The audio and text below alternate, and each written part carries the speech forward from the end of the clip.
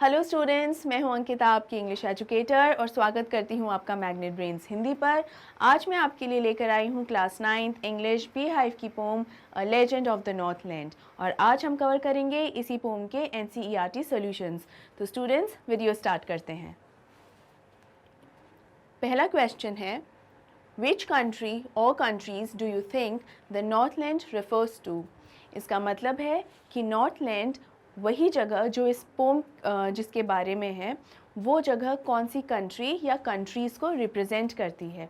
अगर आपने इस पोम के एक्सप्लेनेशंस या समरी ध्यान से सुनी है या ध्यान से वीडियो देखा है, तो आपको पता होगा कि नॉर्थलैंड एक ऐसी जगह है जो बहुत ही ठंडी और बर्फीली है।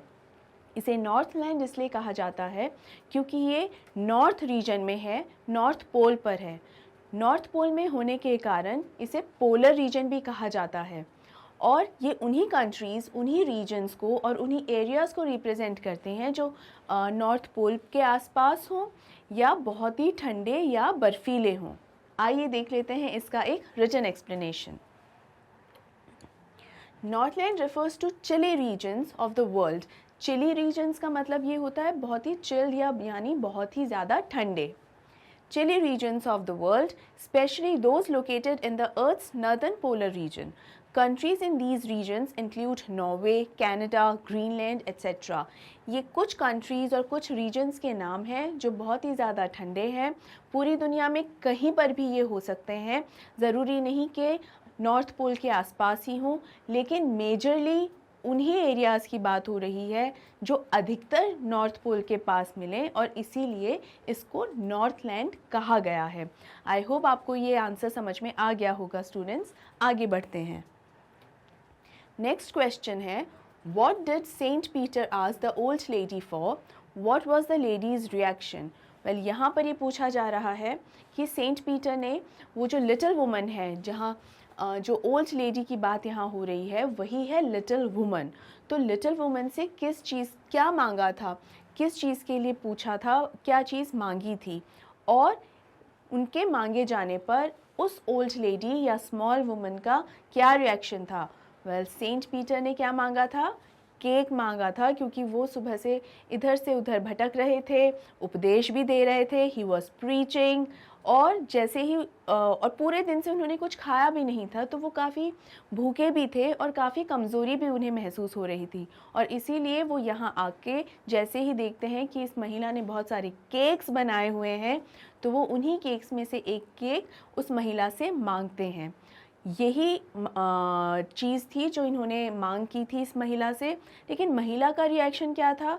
महिला का रिएक्शन ये था कि भले ही इतने सारे केक्स उसके स्टोर में रखे हुए थे, लेकिन वो इतनी ग्रीडी और सेल्फिश थी कि एक केक भी सेंट पीटर को नहीं दे सकी। ऑल्दो उसने बहुत सारे केक्स बनाए भी, 3 मरतबा उसने केक्स बनाए, लेकिन फिर भी उसने सेंट पीटर को एक भी केक नहीं दिया, क्योंकि वो बहुत ही ग्रीडी थी और बहुत ही माइज़र भी। माइज़र का मतलब है कंजूस। अब देख लेते हैं इसका एक written explanation. The old lady was asked for one of her baked cakes to satisfy the hunger of Saint Peter. The lady went ahead and baked a small cake for him. इसका यही मतलब है कि Saint Peter को जो भूख लगी थी, इसीलिए उन्होंने ओल्ड लेडी से एक केक मांगा, लेकिन ओल्ड लेडी ने या लिटिल वुमन ने वो केक उन्हें नहीं दिया, और जो दूसरे केक्स उन्होंने बनाए थे जो बहुत ही छोटे थे, और जानबूझ के इस स्मॉल वुमन ने या ओल्ड लेडी ने ये केक्स छोटे बनाए थे, क्योंकि वो इतनी कंजूस थी, इतनी माइज़र थी कि एक अच्छा पीस ऑफ केक देना, सेंट पीटर को देना, उसको बिल्कुल सहन ही नहीं था कि वो उसे नहीं कोई एक भी पीस ऑफ केक नहीं दे पा रही थी। अगले क्वेश्चन की ओर बढ़ते हैं। हाउ डिड ही पनिश हर। अब यहाँ पर ही ये जो क्वेश्चंस हैं वो एक सीरीज़ में आपकी एनसीईआरटी बुक्स में दिए गए हैं, तो यहाँ पर कहीं ना कहीं ये ऑब्वियस है कि ही सेंट पीटर हैं, और जो हर है वो है ओल्ड लेडी या स्मॉल वुमन। ही है, जो ही है वो कौन है? Saint Peter.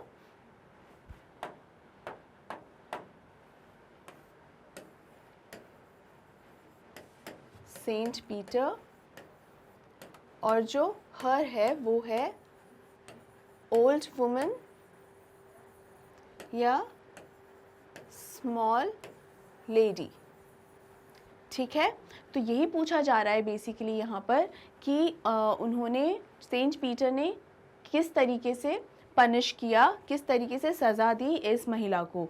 वेल ये तो हम जानते ही हैं कि जैसे ही उस महिला ने उन्हें केक नहीं दिया था और वो अपना एक तरीके से एटीट्यूड कहीं ना कहीं पूरी तरीके से बता चुकी थी सेंट पीटर को, और सेंट पीटर को समझ में आ गया था कि ये महिला बहुत ही कंजूस है कि एक छोटा सा केक का टुकड़ा तक उन्हें नहीं दे सकती है। सुबह से वो इतने ज़्यादा थके हुए हैं, इतने ज़्यादा कमज़ोरी महसूस कर रहे हैं, उनके चेहरे से भी थकान दिखाई दे रही है, फिर भी इस महिला में, इस ओल्ड लेडी में या स्मॉल वुमन में इतनी ज़्यादा दया नहीं है कि और बिल्कुल भी सिंपैथी नहीं है। सिंपैथी का मतलब होता है सहानुभूति, ज़रा सी भी दया या ज़रा सी भी मर्सी नहीं है। दया को ही इंग्लिश में मर्सी कहते हैं, MERCY, MERCY, मर्सी। तो ज़रा भी मर्सी नहीं दिखा रही है ये महिला कि थोड़ा सा एक पीस ऑफ केक तो दे दे। तो महिला का जो भी एक कैरेक्टर है, जो एटीट्यूड है और बिहेवियर समझ में आ गया है सेंट पीटर को कि ये इंसान बने रहने लायक ही नहीं है, और इसीलिए इतना गुस्सा सेंट पीटर को आया कि इस महिला के पास सब कुछ होने के बावजूद ये इस तरीके से व्यवहार कर रही कि मुझे एक छोटा सा पीस का टुकड़ा भी नहीं दे रही है। और इसीलिए उन्होंने, सेंट पीटर ने इस ओल्ड लेडी को क्या किया, कर्स किया, CURSE, कर्स किया। और क्या कर्स किया, कर्स का क्या मतलब है स्टूडेंट्स, मैंने इस पोम के एक्सप्लेनेशन में भी, समरी में भी आपको बहुत अच्छे से एक्सप्लेन किया है कि कर्स का मीनिंग क्या होता है।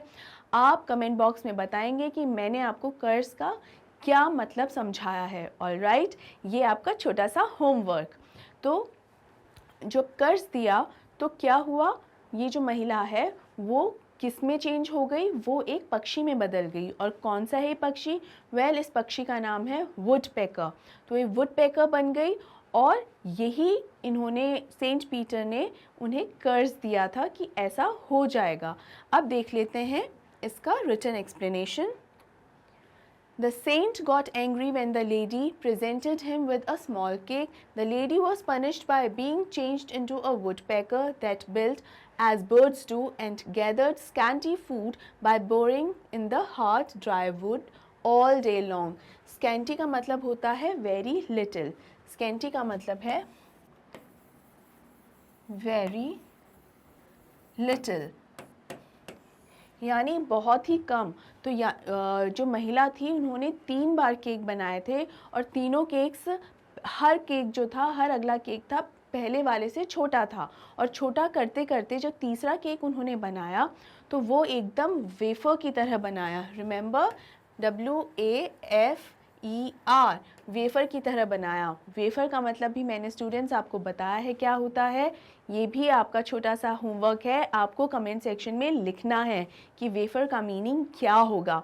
ऑलराइट, तो वेफर जो था, एक सिंपल वेफर जैसा एक केक उन्होंने बनाया जो बिल्कुल भी अच्छा नहीं था, और ये केक भी प्रॉपरली प्रेजेंट नहीं किया, बस शेल्फ में रख दिया। अगर लेना है तो ले ले सेंट पीटर, वरना छोड़ दें। ये जो एटीट्यूड था बहुत ही ख़राब था इस महिला का, और इसीलिए सेंट पीटर को बहुत ज़्यादा गुस्सा आ गया, और उन्होंने ये डिसीजन लिया कि वो इस महिला को कर्ज देंगे। अभी अभी मैंने आपसे ये पूछा कि कर्ज का मीनिंग क्या होता है, इसका मीनिंग जो मैंने आपको समझाया है इस पोम के एक्सप्लेनेशन के दौरान, वही आपको कमेंट बॉक्स में लिखना है स्टूडेंट्स। ऑलराइट, तो चलिए, और कर्ज दे के क्या किया, उस महिला को एक पक्षी बना दिया जिसे रहने के लिए, जीने के लिए, खाने पीने के लिए बहुत मेहनत करनी पड़ती है। और क्या करना होगा, gathered little food by boring in the, और बाय डिगिंग, यानी खोद कर।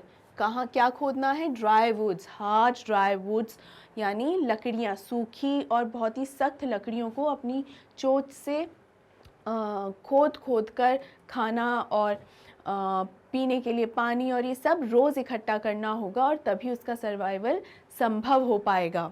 तो यही कर्ज दिया सेंट पीटर ने इस ओल्ड वुमन को। अगला क्वेश्चन है, how does the woodpecker get her food? एक वुडपेकर अपना फूड किस तरीके से, अपना जो खाना है या भोजन है उसे किस तरीके से इकट्ठा करती है? बिल्कुल भी आसान नहीं होता है स्टूडेंट्स, ये बहुत ही मुश्किल काम है, क्योंकि देखिए जैसे जो कर्ज दिया है सेंट पीटर ने, वो वुडपेकर बनने का इसलिए दिया, वो कोई भी पक्षी बनने का कर्ज कर सकते थे इस ओल्ड महिला को, लेकिन वुडपेकर का एक तरीका होता है कि वो जितने भी तने होते हैं पेड़ के, यानी बार्क का जो भी पोर्शन होता है, तना होता है, वहाँ से अपनी चोंच से उस तने को खोद कर उसमें जो भी खाने का उसको सामान मिलता है, या जो भी पानी भी उसमें से जो निकलता है, उस तने में जो पानी भरा हुआ होता है, पेड़ का जो नेचुरल वाटर है वो भी होता है, वो उसे पीकर और उसे खाकर ही यही फूड होता है वुडपेकर का। तो उसे बहुत ज़्यादा मेहनत करनी पड़ती है, हर बार उसे ये डिगिंग करनी पड़ती है। तो ये बहुत मुश्किल है, और एक बार में कितना ही भोजन इकट्ठा कर सकती है। तो इसलिए उसे एक ऐसा पक्षी बनाया गया जिसे खाना इकट्ठा करना या जिसके लिए रहना भी, रोज़ अपना घोंसला बनाना बहुत ही ज़्यादा मुश्किल है। और ये पर्पसली, ये जानबूझकर सेंट पीटर ने ऐसा किया, क्योंकि वो चाहते थे कि इस महिला को समझ में आए कि जो चीज़ें, जो साधन इस महिला के पास अभी हैं, जैसे रहने के लिए जगह भी है और खाने के लिए सब कुछ है, इसके पास सब साधन है, उस महिला को लेकिन इन साधनों की कद्र नहीं है, वैल्यू ही नहीं है। तो इसीलिए उसकी वैल्यू हो, तब समझने के लिए कि तुम्हें भी समझ में आए कि भूखा रहना क्या होता है, क्योंकि सेंट पीटर भी बहुत ज़्यादा भूखे थे और उन्हें इस महिला ने खाने के लिए एक केक का छोटा सा टुकड़ा तक नहीं दिया था। तो इसे भी समझ में आना चाहिए कि भूखे रहने का क्या अर्थ होता है, और खुद के लिए भोजन का बंदोबस्त करना उतना सरल नहीं होता है। खुद के लिए हर घर बनाना कितना कठिन है, तो बने बनाए घर में रहना बहुत ही सरल है। यही सब समझाने के लिए और यही सब इस महिला को जताने के लिए कि वो कितना गलत कर रही है और कितना अनुचित व्यवहार है इस महिला का, जो सेंट पीटर है उन्होंने महिला को ये कर्ज दिया था। So to teach this lady a lesson, that's why he cursed this lady, and that's why this lady had to work so hard for her food, shelter, water and everything after turning into a woodpecker. I hope आपको ये समझ में आ गया होगा। ये है इसका एक छोटा सा written explanation that by boring holes into the trees the woodpecker gets her food, and the idea behind is that now the lady would understand what does it mean like not having food, shelter. Alright, बढ़ते हैं अपने अगले question की ओर। Do you think that the old lady would have been so ungenerous if she had known who Saint Peter really was? What would she have done then? देखिए, सबसे पहले तो meaning समझिए अनजेनरस का। अनजेनरस कौन होता है? अनजेनरस जो शब्द है वो बना है जेनरस से, GENEROUS,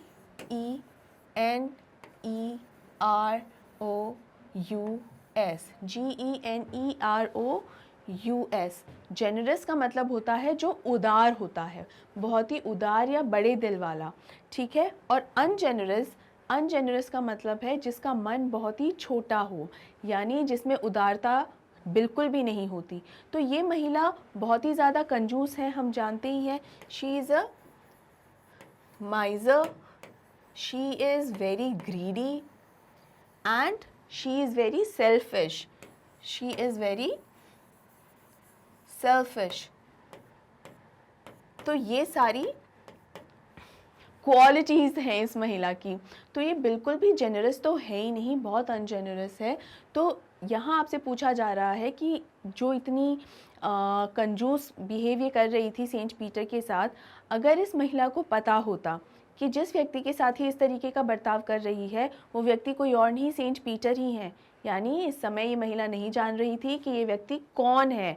तो अगर उसे पता होता कि ये व्यक्ति सेंट पीटर ही हैं, तब भी क्या वो उनके साथ इतनी ही अनजेनरस रहती?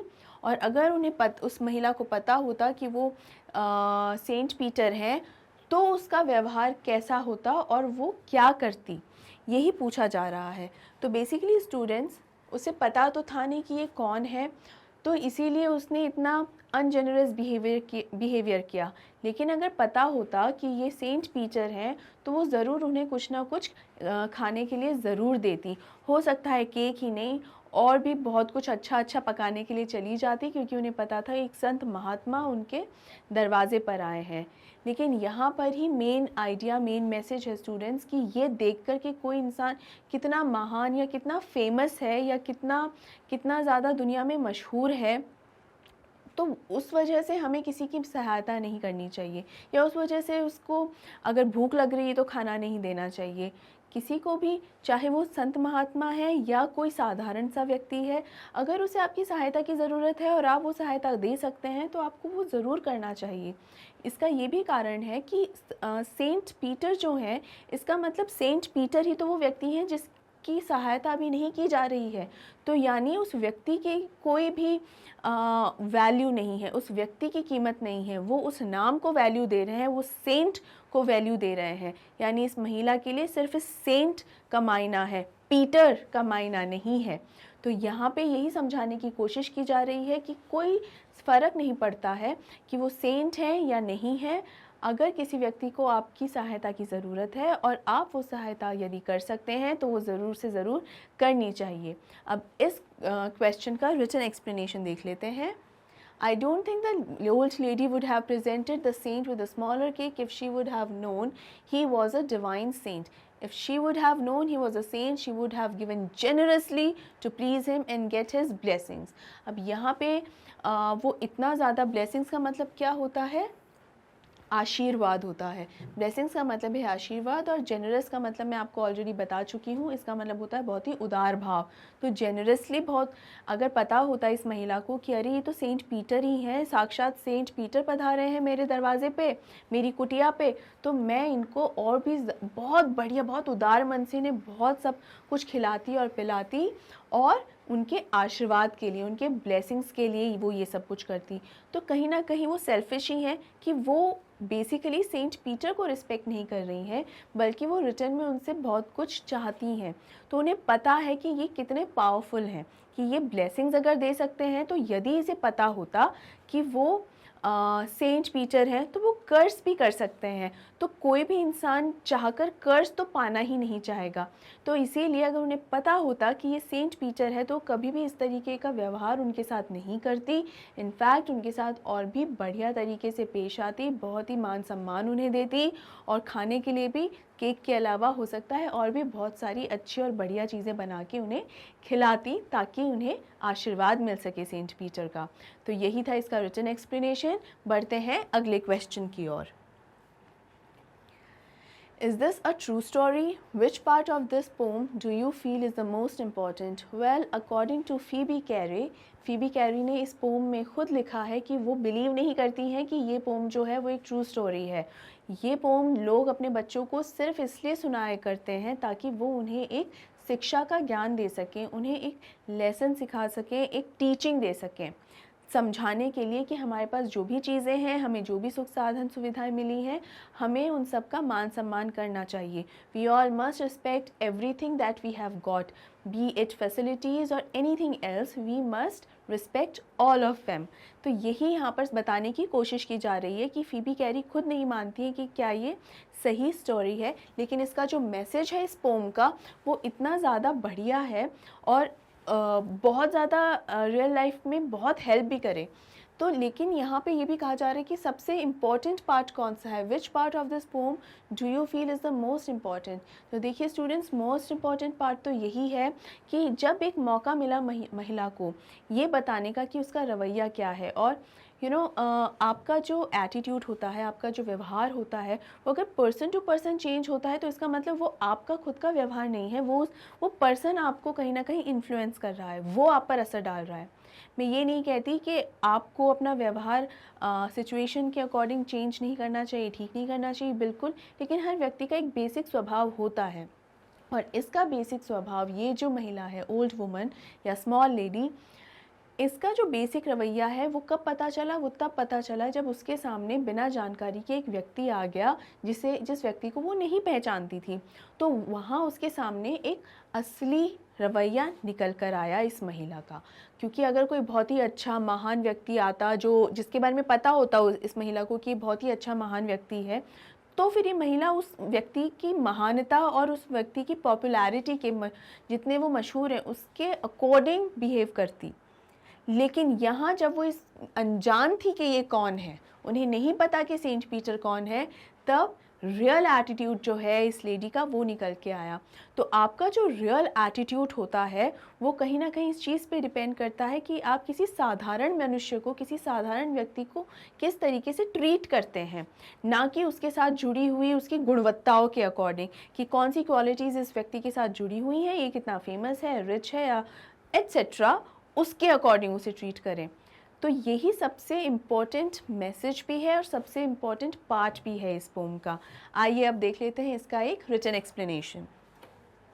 The poem is a legend and isn't a true story. The part where the lady changes into a woodpecker is most important since it teaches us the value of generosity. It teaches us the value of generosity यानी उदारता का भाव जो इस महिला में नहीं था, क्योंकि जब देखा कि एक साधारण मनुष्य है तो सोचा इसको इतना अच्छा केक देने की क्या आवश्यकता है। And being caring and charitable, caring का मतलब होता है ध्यान रखना और चैरिटेबल का मतलब होता है दान पुण्य। चैरिटेबल का मतलब होता है दान पुण्य करने वाला, जो दान पुण्य किया जाए, जिस चीज़ का दान पुण्य किया जा सकता है। सो वी शुडंट जज a person based on their looks and give as much as possible. तो यही है कि वो जिस तरीके का वो व्यक्ति दिखाई दे रहा है उसके अनुसार आपका व्यवहार नहीं होना चाहिए। आपका व्यवहार इस अनुसार होना चाहिए कि आप स्वयं कैसे हैं, आप खुद कैसे हैं, what kind of a person you are and how you should be behaving when someone needy asks you for some help. If you can help that person, you must. अगर आप किसी की मदद कर सकते हैं, सहायता कर सकते हैं, तो आपको वो सहायता करनी चाहिए, ये देखे बिना कि वो व्यक्ति दिखने में कैसा है, कितना फेमस है, कितना अमीर है, या कितना ज़्यादा उसकी पावर है, कितना पावरफुल है या कितना स्ट्रॉन्ग है। ये सब देखे बिना आपको वो सहायता करनी चाहिए। आपका मन उदार होना चाहिए, और यदि ऐसा नहीं होगा तो आपको भी अपने जीवन में कहीं ना कहीं इस तरीके की समस्या फेस करनी पड़ेगी जहां आप ये समझेंगे कि कुछ साधनों का नहीं होना क्या होता है। ये वुडपेकर का बन जाना इस महिला का इसी बात का प्रमाण है। It is a proof that when this lady turns into a woodpecker when she was having nothing left with her, कुछ भी उसके पास जब बचा नहीं था, ना कोई घर, ना खाने पीने का सारा कुछ साधन या राशन कहें, तो ऐसा कुछ जब था नहीं, तब इस महिला को इस बात का एहसास ज़रूर हुआ होगा कि मेरे पास क्या क्या था और मैंने अपने गलत बर्ताव और बुरे रवैये से वो सब खो दिया। आई होप आपको ये एक्सप्लेनेशन समझ में आ गया होगा स्टूडेंट्स। अब बढ़ते हैं अपने अगले क्वेश्चन की ओर। What is a legend? Why is this poem called a legend? देखिए स्टूडेंट्स, लेजेंड का मतलब बेसिकली होता क्या है? लेजेंड का मतलब होता है कोई भी ऐसा व्यक्ति या कोई भी ऐसा महान आदमी जिसको हम लेजेंड कह देते हैं, लेकिन वो नाम लेजेंड पड़ता कैसे है? जब वो व्यक्ति कई पीढ़ियों तक एक उदाहरण के तौर पे इस्तेमाल किया जाता है अगर उस व्यक्ति का नाम। जैसे ऐसे बहुत से लोग हैं जो आज के दिन ज़िंदा नहीं हैं, लेकिन वो एक तरीके से लेजेंड बन गए हैं।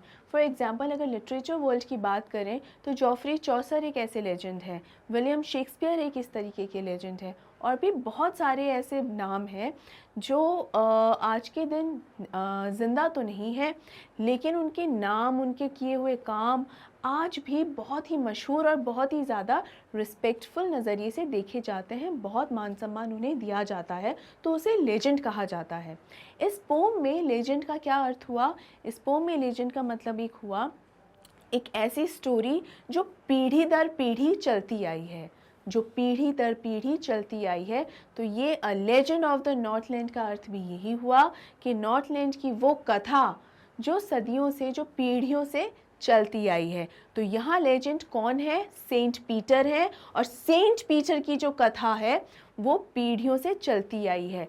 ये अर्थ है पूरा अपने आप में कंप्लीट लेजेंड का। आई होप ये आपको बहुत ही अच्छे से समझ में आ गया होगा। अब क्वेश्चन आंसर्स लिखने के पॉइंट ऑफ व्यू से इस बार मैंने आपको इसका मीनिंग और बढ़िया तरीके से एक्सप्लेन करने की कोशिश की है। आई होप आपको समझ में आया होगा। और ये भी पूछा गया है कि why is the poem called legend? Poem is it is known as legend क्योंकि ये स्टोरी जो है, जो मैंने अभी अभी बताया, पीढ़ियों से वहाँ चलती हुई आ रही है नॉर्थलैंड में। अब देख लेते हैं इसका एक written explanation. A legend is a tale, tale यानी story, tale that's carried down from generation to generation. Generation to generation का मतलब होता है पीढ़ी दर पीढ़ी। They don't have a scientific explanation for the tales but are mythological. Scientific explanation और mythological का क्या मतलब होता है? साइंटिफिक एक्सप्लेनेशन का तो मतलब होता है कि तर्क वितर्क से आप किसी चीज़ का कारण समझाते हैं कि ऐसे हुआ, तो ये हर चीज़ का एक आप तर्क दे सकते हैं, एक फैक्ट्स बता सकते हैं बेसिकली, ठीक है। वो होता है साइंटिफिक एक्सप्लेनेशन, जहाँ आप फैक्ट्स की बातें कर सकें, जहाँ आप तर्क वितर्क कर सकें। लेकिन जब हम बात करते हैं माइथोलॉजिकल की, तो माइथोलॉजी का मतलब ये बना है मिथ से। ये बना है शब्द मिथ से, और मिथ का क्या अर्थ होता है? मिथ का अर्थ होता है मिथ्या। मिथ का अर्थ है मिथ्या।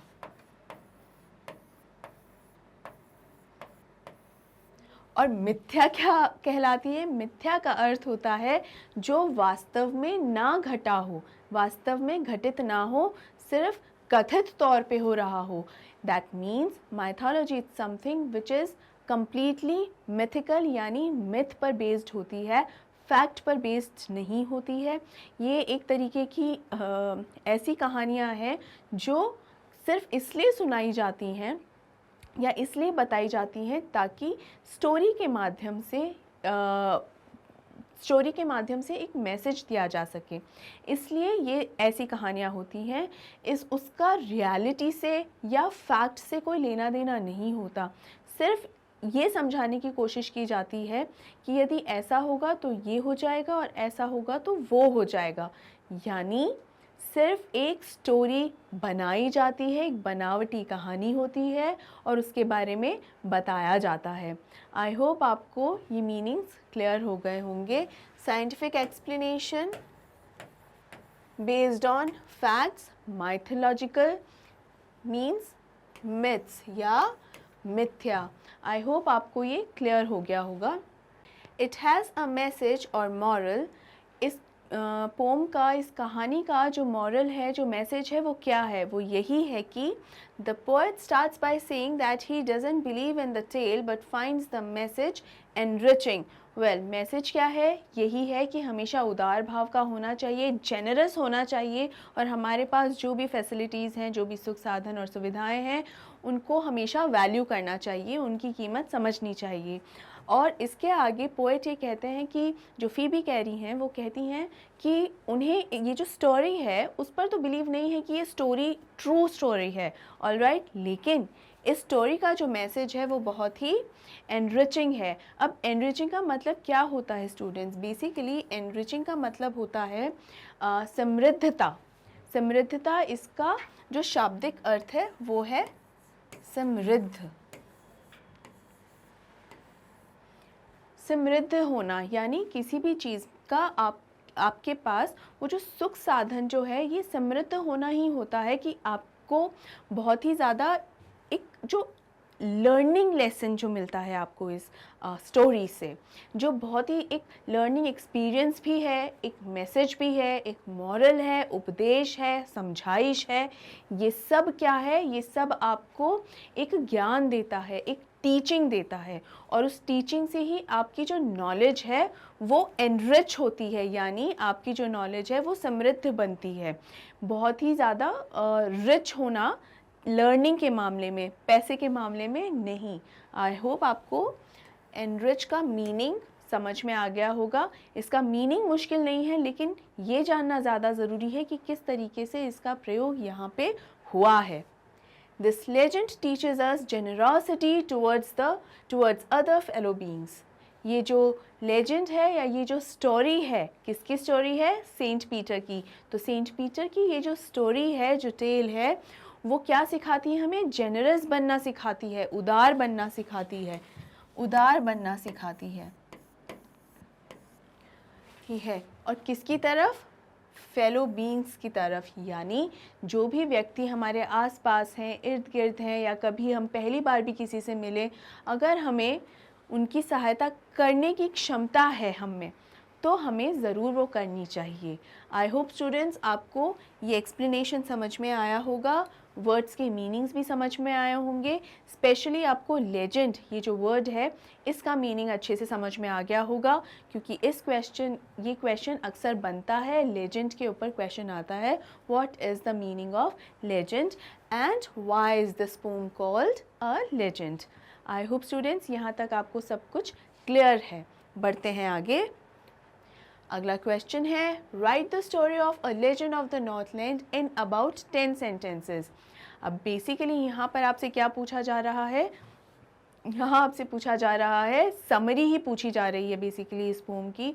अब देखा जाए तो ये पोम जो है वो 16 स्टेंजास की है, लेकिन इतनी आसान और इतनी इजी है कि इसको समझाने में बहुत ज़्यादा समय नहीं लगता, यानी कई दिन लग जाते हैं कई बार। लेकिन कुछ पोम्स ऐसी होती हैं जो कई बार छोटी होती हैं, लेकिन उनका जो मीनिंग एक्सप्लेन करने में टेक्स अ लॉट, है ना। लेकिन कुछ पोम्स हैं जो ऑल्दो लेंदी होती हैं, जैसे नंबर ऑफ स्टेंजा 16 है इस पोम में, लेकिन इसका एक्सप्लेनेशन उतना मुश्किल नहीं है। हाँ, जो मैसेज है उसे समझना ज़रूरी है। अगर वो मैसेज नहीं समझ में आया तो चाहे पोम को एक दिन में समझ लो या 1 मिनट में पढ़ लो, कोई फ़र्क नहीं पड़ता, समझना ज़रूरी है। अब यहाँ पर जो 10 सेंटेंसेस में अगर पूछा जा रहा है, इसका मतलब आपके पास तो एक स्टेंजा के लिए एक सेंटेंस लिखने का भी मार्जिन नहीं है। तो ऐसे क्वेश्चंस को हैंडल कैसे किया जाए? वेल, जब इस तरीके का कोई क्वेश्चन आ जाए जहाँ पे आपको मालूम है कि एक्सप्लेनेशन शायद बड़ा होने वाला है, लेकिन फिर भी आपको कंपैरेटिवली कम शब्दों में या कम सेंटेंसेस में उस आंसर को समेटना है, तब आप क्या कर सकते हैं? तब आप मेन आइडिया के बारे में बात करें। आप नॉर्थलैंड के बारे में बता सकते हैं कि एक बहुत ही ठंडी जगह है, लेकिन उसके बारे में और ज़्यादा एक्सप्लेन करने की ज़रूरत नहीं है कि वहाँ पर स्लेजेस के बारे में भी बताएंगे और उसके बाद बियर कब्स और इन सब के बारे में भी बताएंगे। अगर बता भी रहे हैं या लिख भी रहे हैं तो मेक श्योर कि उसको आप बहुत ही कम शब्दों में समेटें। आई होप ये आपको समझ में आया होगा। दूसरा, जो मेन मैसेजेस हैं इस पोम के, उन पर ही ध्यान केंद्रित रखें। यानी आपको ये बताना है कि सेंट पीटर को महिला ने, जब वो थके हुए थे, उन्होंने महिला से केक मांगा था, लेकिन महिला के केक नहीं देने पे और अपना एक माइज़र यानी कंजूस और एक सेल्फिश व्यवहार दिखाने की वजह से सेंट पीटर ने इस महिला को कर्स कर दिया था, और इसी वजह से वो एक वुडपेकर में बदल गई थी, एक पक्षी में बदल गई थी, और अब उसे अपने खाने पीने और रहने के लिए, वो सर्वाइवल के लिए जंगल में रहती थी और बहुत मेहनत करनी पड़ती थी ताकि उनका सर्वाइवल हो सके।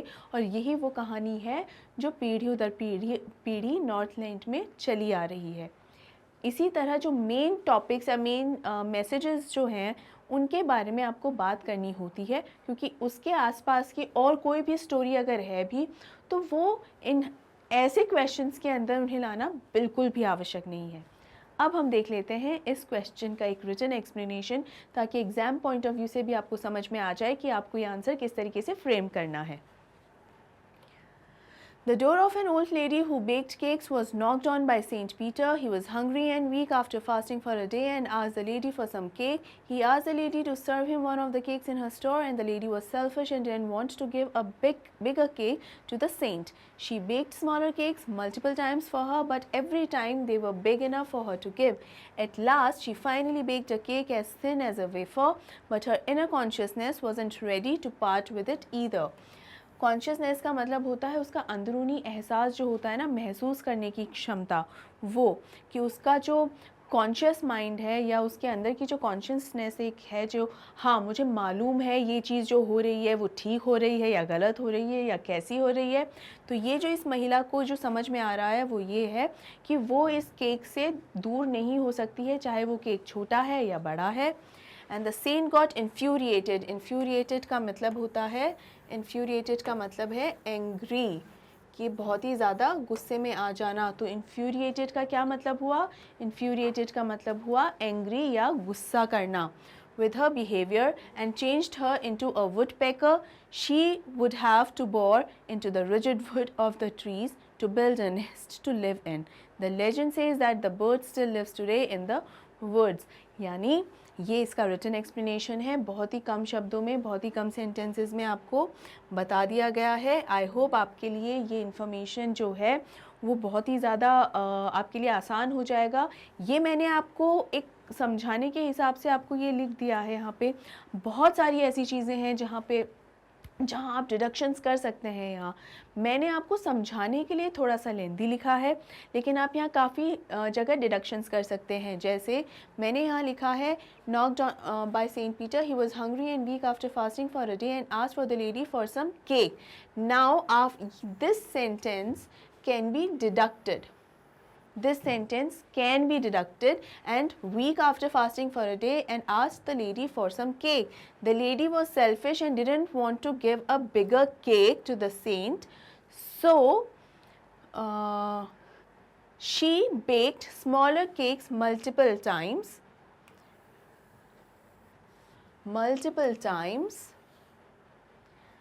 and finally baked a cake as thin as a wafer, but her inner consciousness wasn't ready to part with it either. The saint got infuriated with her behavior and changed her into a woodpecker, और जो बाकी का है वो same रहेगा। अब students, ये जो डिडक्शंस हैं वो मैंने आपको इसलिए करके नहीं बताए हैं कि ये अप्रोप्रिएट नहीं है, इनका लिखने का कोई मतलब नहीं है।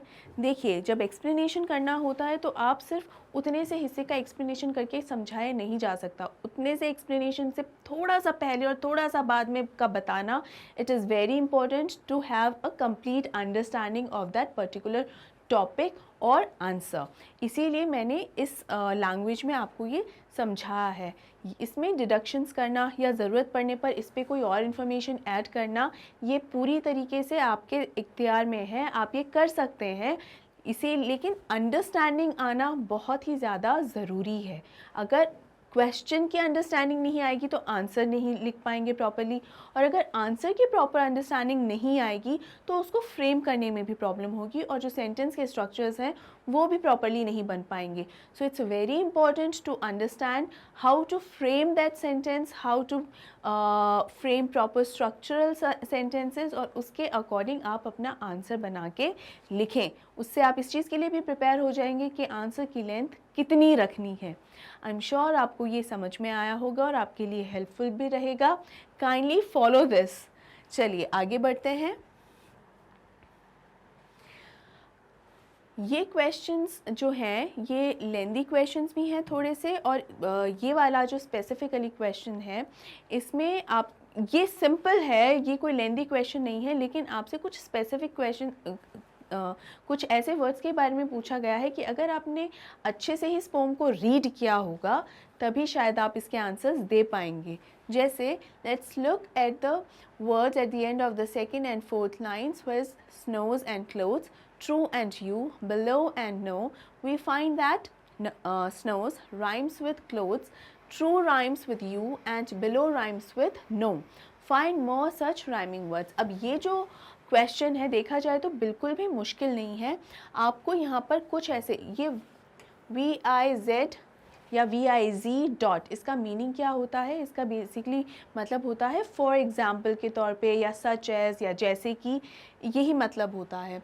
तो फोर्थ लाइन में जैसे वर्ड्स हैं स्नोज एंड क्लोथ्स, तो ये राइम कर रहे हैं, तो आपको यहाँ पे कुछ राइम वर्ड्स के सेट दिए गए हैं, और ये पूछा गया है कि कुछ ऐसे वर्ड्स ढूंढिए जो स्नोज से राइम कर रहा हो, क्लोथ्स, ट्रू, यू, ये जो जिस तरीके से ये वर्ड्स हैं स्नो जैसे क्लोथ्स से राइम कर रहा है, ट्रू राइम कर रहा है यू से, और बिलो राइम कर रहा है नो से।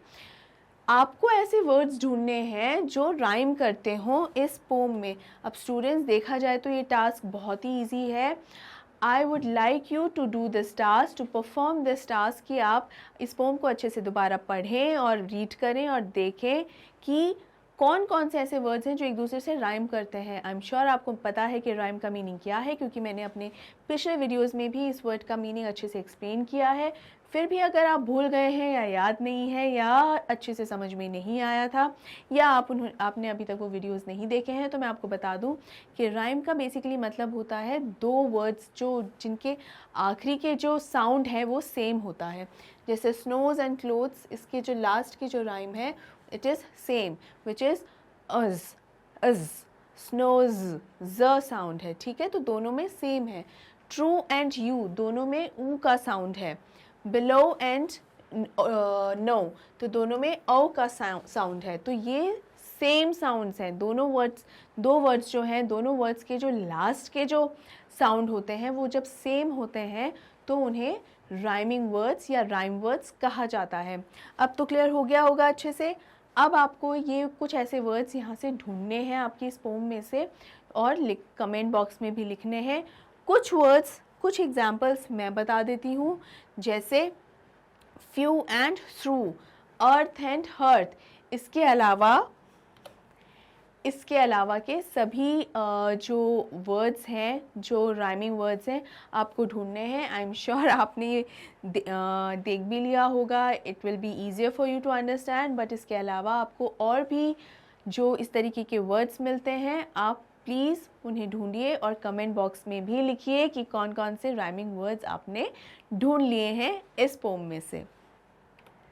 नेक्स्ट क्वेश्चन है, go to the local library और talk to older persons in your locality and find legends in your own language, tell the class these legends. Well, यहाँ ये जो एक क्वेश्चन है ये कहीं ना कहीं आपसे एक होमवर्क करवाना चाह रहा है, एक थोड़ी सी मेहनत करवाना चाह रहा है कि आपको अपनी लाइब्रेरी में जाना है और आपको अपनी लोकल लैंग्वेज के अंदर एक ऐसी स्टोरी या ऐसे लेजेंड के बारे में जानना है, जहाँ पे अपनी भाषा के बारे में जानना है कि भाई लेजेंड एक मालूम हो, जो ऐसी कोई भी स्टोरी जो पीढ़ियों से चली आई हो। देखिए, स्टोरीज़ का दुनिया में कहीं भी, किसी भी कल्चर, किसी भी सोसाइटी में आप चले जाएं, स्टोरीज़ का कहीं कोई एंड है ही नहीं, क्योंकि स्टोरीज़ एक तरीके का ज़रिया है। It's one of the strongest mediums जिसके थ्रू आप मैसेजेस किसी को समझा सकते हैं या मैसेजेस सामने वाले तक कन्वे कर पाते हैं। लेसन्स होते हैं, प्रीचिंग्स होती हैं। तो स्टोरीज़ और ये जो लेजेंड्स होते हैं वो बहुत ही ज़्यादा यूज़फुल होते हैं, और हर भाषा में कोई ना कोई एक ऐसी लेजेंड होती ही है। आपकी भाषा में ऐसी कौन सी एक स्टोरी है, वही आपको जानने के लिए और उसके बारे में लिखने के लिए कहा गया है। तो अगर आपकी भी ऐसी कोई स्टोरी है तो आप कमेंट सेक्शन में लिखकर बता सकते हैं कि वो स्टोरी किसके बारे में है। स्टूडेंट्स, स्टोरी लिखने के लिए नहीं बोल रही हूँ, लेकिन एक टाइटल ज़रूर लिखने के लिए आपसे बोल रही हूँ कि पता लगाइए और देखिए कि आपकी जो लोकल लैंग्वेज है, जो नेटिव लैंग्वेज है आपकी, उसके अंदर ऐसी कौन सी स्टोरीज़ हैं जो पीढ़ी दर पीढ़ी चली आई हैं और जिसमें एक इम्पॉर्टेंट मैसेज भी है। उस स्टोरी का टाइटल और उस स्टोरी का जो मैसेज है वो दोनों ही आपको कमेंट सेक्शन में लिखने हैं। एक छोटी सी स्टोरी जो लिटरेचर वर्ल्ड से मैं भी आपके लिए लेकर आई हूँ, वो स्टोरी है जुनो और एको की। एको एक निम्फ थी। निम्फ का मतलब बेसिकली होता है अप्सरा, और जो नेचर की जो अप्सरा होती है या फेरी होती है या एंजल कह सकते हैं, आप अलग अलग नामों से इन्हें बुला सकते हैं। तो जो प्रकृति की या नेचर की जो फेरी या एंजल होती हैं उसे ही निम्फ कहा जाता है। लेकिन उन्हें अपनी खूबसूरती पे इतना घमंड हो गया था कि वो किसी से भी अच्छे से बात नहीं करती थी और कई बार बहुत रूड हो जाती थी, और इसीलिए उन्होंने एक बार जुनो, जो खुद भी एक एंजल रही हैं, और उनसे बहुत ही ख़राब तरीके से बात की, बहुत रूडली बात की, और जुनो को उनका ये व्यवहार बिल्कुल अच्छा नहीं लगा। तो जुनो ने एको के साथ क्या किया, कर्स कर दिया और उसे एक पैरट बना दिया, मिट्ठू। तो मिट्ठू या तोता क्या करता है, आप जो भी बोलोगे वो रिपीट करेगा, है ना, और बहुत बोलने वाला एक जो जानवर, पक्षी, आई एम सो सॉरी, जो पक्षी है वो बना दिया। तो जब भी वो कोई भी कुछ भी बोलता था तो वो उसे रिपीट करती थी एको, जब वो पैरट बन गई और वो जंगल में अब रहने लग गई। तो यहाँ पर बेसिकली पैरट बना देने का क्या मीनिंग है, यही है कि तुम्हें ज़्यादा ही बोलने की आदत है ना। तो पैरट क्या होता है, जब देखो बोलता रहता है। कहा जाता है कि पैरट के सामने अपनी कोई बहुत ही पर्सनल बातें या इम्पोर्टेंट बातें, सीक्रेट्स कभी नहीं किसी से डिस्कस करना चाहिए, क्योंकि पैरट जो है एज इट इज़ वो रिपीट टेलीकास्ट कर देता है, और वो कहाँ कहाँ टेलीकास्ट करेगा वी वुड नेवर नो, क्योंकि उसे एज इट इज़ बात रिपीट करने की एक आदत, एक हैबिट होती है। ऑलराइट, तो इसीलिए इतना बोलने की हैबिट जो तोता है, ये जो पैरट है, पैरट की हैबिट है बहुत ज़्यादा बोलने की, तो उससे इस चीज़ को सिंबलाइज़ करने की कोशिश की गई है कि जो निम्फ है एको, ये भी बहुत ज़्यादा ही बोलती थी, इसीलिए इन्हें पैरट बना दिया गया। अब एक दिन एक जेंटलमैन आया और उसका नाम है नार्सिसियस, उसका नाम है नार्सिसस। तो ये नार्सिसस का he is a very gentle person, और वो अपने फ्रेंड्स के साथ उसी जंगल में आया था जहाँ पर ये इको रहती थी एज अ पैरट। तो वो अपने उसके फ्रेंड्स बिछड़ गए उससे, तो फ्रेंड्स को जब ढूंढने लगा तो उसे इको की एक आवाज़ सुनाई दी।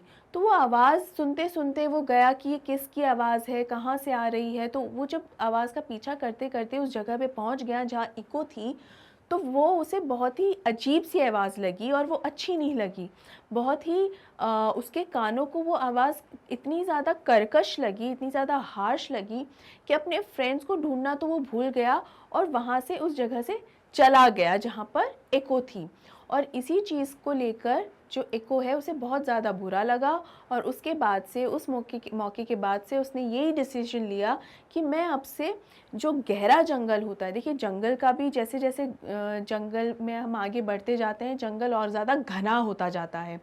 तो एकदम घने जंगल से मैं कभी बाहर नहीं निकलूँगी, ये एको ने डिसाइड किया। क्योंकि जब वो बाहर आई और उसे किसी ने देखा, तो वो व्यक्ति उसे देखकर एकदम अच्छा महसूस नहीं किया। उस व्यक्ति ने देखकर मुंह बनाया होगा या कुछ इस तरीके से बिहेव किया होगा कि देखकर इको को लगे बहुत ही इंसल्टिंग फील हुआ, और इसीलिए उसे क्योंकि उसे तो अपनी सुंदरता का बहुत घमंड था ना, तो जिस चीज़ का उसे घमंड था वो घमंड उस समय टूट गया जब एक जेंटल पर्सन नार्सिसस ने उसे देखा, और देखकर इतना घबरा गया और इतनी ज़्यादा इस तरह से आवाज़, वो डर गया कि एक पक्षी कैसे बोल सकता है, तो घबरा गया और वहाँ से चला गया। और ये इको को बहुत ही इंसल्टिंग और बहुत ही ह्यूमिलिएटिंग भी लगा, और उसने डिसाइड किया मैं कभी भी इस घने जंगल से बाहर नहीं निकलूँगी। उसके बाद से ऐसा माना भी जाता है कि उसकी जो आवाज़ थी वो काफ़ी, जो टोन है बहुत ही मॉर्निंग वाली टोन है। मॉर्निंग का मतलब होता है दुखी, उदास या रोने जैसी जो आपकी एक टोन होती है। जब आप भारी गले से जब कुछ बोलते हैं वो जो टोन होती है, जब रोता है कोई भी व्यक्ति तो उसका गला काफ़ी भारी हो जाता है, गला भर आता है। उस तरीके की जो एक आवाज़ होती है दैट इज़ मॉर्निंग, दुख ज़ाहिर करना। तो ऐसी आवाज़ उसकी हो गई थी, ऐसी टोन उसकी हो गई थी। तो यही था इको को कि अब मैं इस घने जंगल से कभी भी बाहर नहीं आऊँगी। And she decided that Echo never came out of the forest again and became a mere voice, सिर्फ एक आवाज़ मात्र बन के रह गई, क्योंकि उसे अपने आप को किसी को भी अब दिखाना नहीं था। It always has the tone of a morning individual and is only heard in lonely places and deep forests। मतलब वो आवाज़ सिर्फ कहाँ तक के लिए बन के रह गई थी, वो आवाज़ बन के रह गई थी सिर्फ और सिर्फ ऐसी जगह के लिए जहाँ कोई भी व्यक्ति होता नहीं था, लोनली प्लेसेस यानी एकांत जगह, या फिर एकदम डीप फॉरेस्ट यानी गहरे घने जंगल। तो ये एक छोटी सी स्टोरी है और इसका भी यही मैसेज है, और इससे भी ये उपदेश मिलता है कि अगर आप बहुत ब्यूटीफुल हैं या आप अगर बहुत टैलेंटेड हैं तो हाँ, खुश हो जाइए, कोई समस्या नहीं, लेकिन उसका घमंड नहीं करना है, उससे एरोगेंस नहीं आने देनी है, उसको हमेशा वैल्यू करना है। If you are beautiful, if you are intelligent, smart etcetera, don't be arrogant, don't be proud of it. सिर्फ और सिर्फ खुश रहिए इस चीज़ को लेके कि आपके पास वो क्वालिटीज़ हैं, और उन क्वालिटीज़ की वैल्यू कीजिए, कीमत समझिए, वैल्यू दोज क्वालिटीज़। तो यही एको ने नहीं किया और इसीलिए जुनू ने उन्हें कर्ज दे दिया। आई होप स्टूडेंट्स आपको ये छोटी सी स्टोरी भी काफ़ी पसंद आई होगी और ये पोम भी आपको अच्छे से, जो मैंने एक्सप्लेन भी की है, वो भी अच्छे से समझ में आ गई होगी। और अगर इस NCERT सॉल्यूशंस जो मैंने आपको अच्छे से समझाने की कोशिश की है, उसमें भी आपको किसी भी तरीके का कोई भी डाउट है, किसी भी क्वेश्चन को किसी भी तरह से समझ में नहीं आया है उसके आंसर्स, तो आप कमेंट सेक्शन में कमेंट करके बिल्कुल पूछ सकते हैं। और इसी के साथ हमारा आज का ये वीडियो एंड होता है। और आखिर में मैं आपको याद दिला दूं कि मैग्नेट ब्रेन्स आपके लिए लेकर आता है टॉप क्वालिटी एजुकेशन के साथ साथ ये सभी टॉप कोर्सेज, वो भी एकदम free of cost. E books और ई नोट्स के डिस्क्रिप्शन बॉक्स में आपको लिंक्स दिए गए हैं, आप विज़िट कर सकते हैं। और आप हमें www.magnetbrains.com पर भी वीडियो एक्सेस करने के लिए विज़िट कर सकते हैं। आप हमें इंस्टाग्राम, टेलीग्राम, ट्विटर और फेसबुक पर भी फॉलो कर सकते हैं। अगर ये वीडियो पसंद आई हो तो लाइक और शेयर ज़रूर कीजिए और मैग्नेट ब्रेन्स हिंदी को सब्सक्राइब करना बिल्कुल मत भूलिए। Thank you so much.